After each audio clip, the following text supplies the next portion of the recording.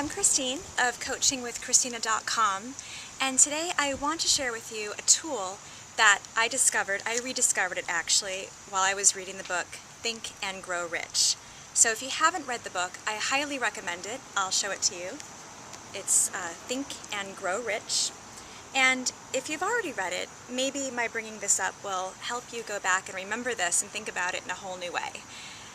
Basically what struck me the most about this book, the biggest takeaway that I got because I thought it was really strange and interesting, was the part where Napoleon Hill, the writer of the book, talks about this thing that he did every night.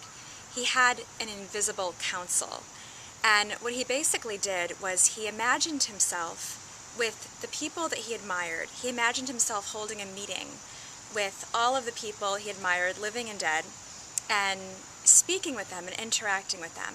And his reason for doing this was because he wanted to surround himself with people that he could gain their knowledge and their habits and their energies, basically. He wanted to surround himself with people that would inspire him, and he did this in his mind.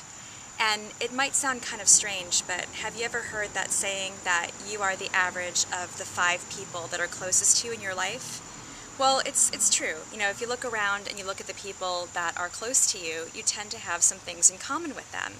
And if you want to change something about your life, sometimes the best thing to do is to decide who in your life is benefiting you and who might be distracting you and sucking your energy out. And often we're in that space where we don't necessarily have the kind of people that we want to inspire us in our lives at the moment. And he was basically using his mind and his imagination to surround himself with the people he wanted to be around.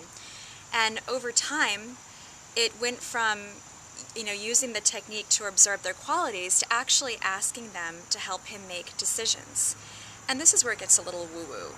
He was told by, I think it was like Thomas Edison in his imagination, that there are swarms of energy in the world that surround people, that come different consciousnesses, so to speak, that come together, and they're eternal, and they stay with people and give them ideas. And he had this insight while he was doing one of these exercises that he was actually communicating with these energies that had actually been around these people, living and dead, and had actually mentioned this to Thomas Edison.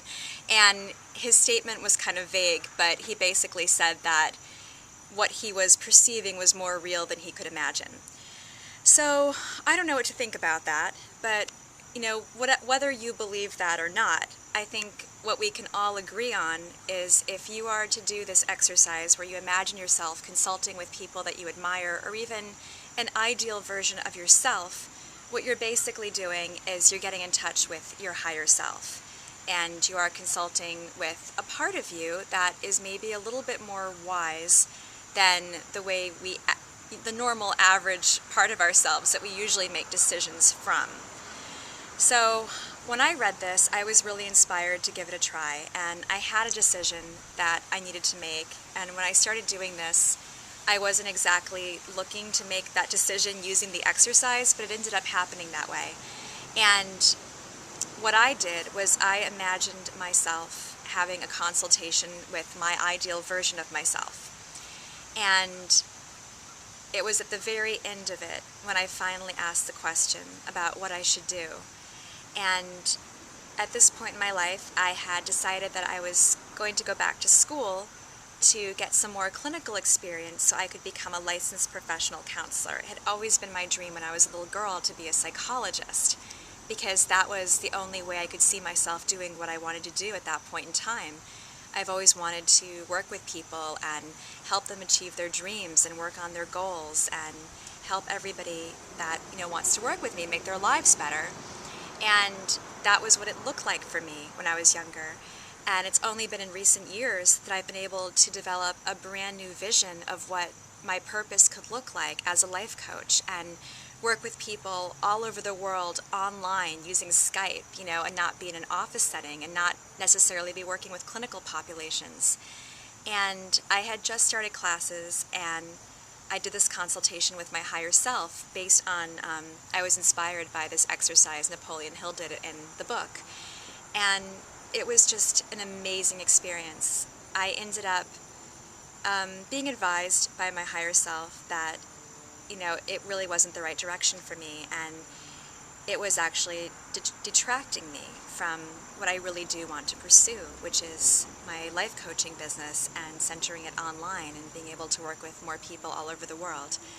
So I remember just really feeling this opening up inside, this great expansion.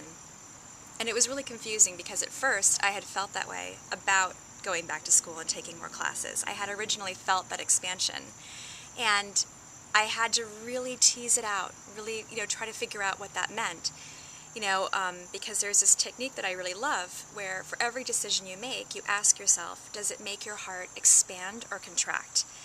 And this is actually a really, kind of complicated technique to use. It's not that simple always, because I originally felt very expansive around this idea of going back to school and taking classes, but I later realized that expansion was just about moving closer towards my life coaching business, and anything that meant that I was moving in that direction felt expansive. But once I started to narrow it down, I find that some things are, feeling more expansive than others and directing me towards my goal.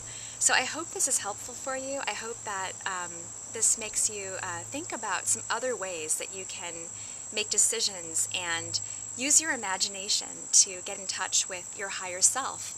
And you can do it by imagining yourself talking to people that you admire.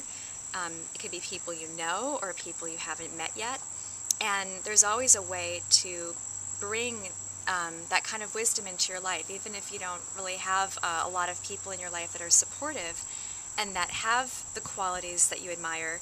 You can always surround yourself with books and with audios and with your own imagination. And it really does work. It worked for Napoleon Hill, and I had this really amazing experience just doing it with my own ideal self.